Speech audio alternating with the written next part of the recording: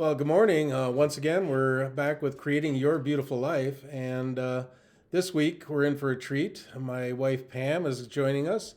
And so we are going to be talking about creating your personal mission statement. And that's something Pam is very knowledgeable about. So with that, I'll turn the floor over to you. All right, thanks, Tim.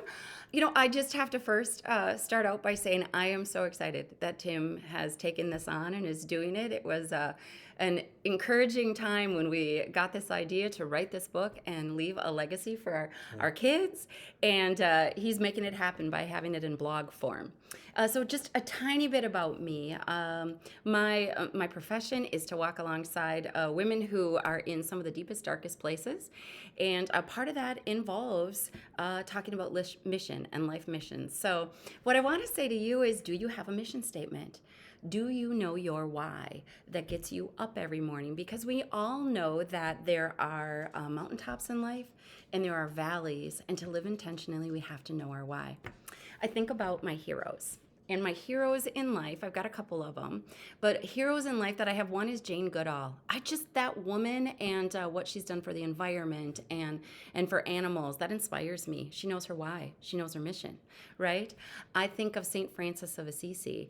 I love his books. I love his pointing us to seeing God in all things and spirituality and this beautiful, beautiful practicing of the presence of the God. He knows his mission. He knew his mission. I think of another one. I think of also, her name is Ruby Bridges. Y'all might not know her, but she was a young lady that when schools were segregated at a very young age, her and her family decided no, it is not okay for us to go to a substandard school. And she crossed those lines with escorts and put up with a lot to change the face of our nation and move forward that agenda of desegregation of schools. And so when I say mission statement, right, this is your why. We're going to add some comments about how you can build your mission statement, but I'm also going to talk to you about my personal mission statement, because my personal mission statement, because I have it, it transcends everything that I do. It gives a reason for getting up and everything that I do. And I actually just borrow mine from Scripture.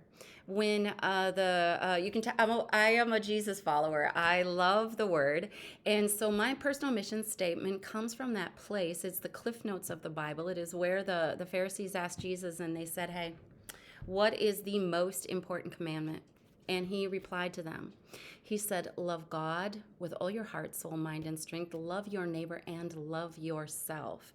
And so for me, my mission in daily life is to practice love. Like, how am I doing in my love relationship with God? How am I doing in my love relationship with myself? How am I doing in my love relationship with other people? And I can learn and I can grow, but what that does is that transcends when we have a good mission statement and we get energized by knowing we're accomplishing it little bits day after day. We're not perfect. But that transcends the experience of going to the grocery store from just a mindless activity to now going to the grocery store is about buying good, wonderful food that is going to nourish and care for my body and my family's body. It is about loving other people, and that when I go through the checkout line, that woman who stands behind it is not invisible. Right? She's a valuable person, right? We always talk to the people in the checkout line, right? It also is, how am I buying my food, right? Am I honoring God? We look for food that is cruelty-free. We look for how that food is produced, or try to. We're growing in that. We're getting better, right? Yep. So I just encourage you to live life consciously, to pick your mission statement, whatever it is. I think we have an interruption here. I think we have another family member that wants to join in. Oh, part of your mission. So this is Copper, and Hi, Copper's everybody. gonna join us until the end of this broadcast. So Okay. Well, really, Copper, so part of our mission of love is this little guy. And you'll notice our little gal, she doesn't see very well. And so our mission statement is to love well, and that part of that was taken in Copper. Right? Yep. So sorry to interrupt. Yeah.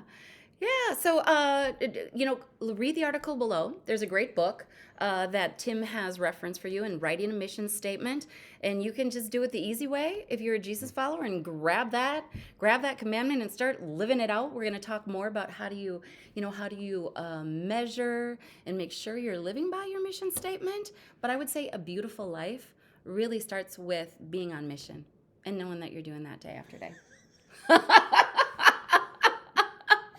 Right. Okay. Anything else? I don't have Yeah, that anything was else. great. That That's was it. great. That's So all I yeah, got. with that, yeah, we wish you good health, and yeah, again, we'll see you next time, and hopefully have another topic for creating your beautiful life. Yep. Have a beautiful life. Yep. Have a great Easter.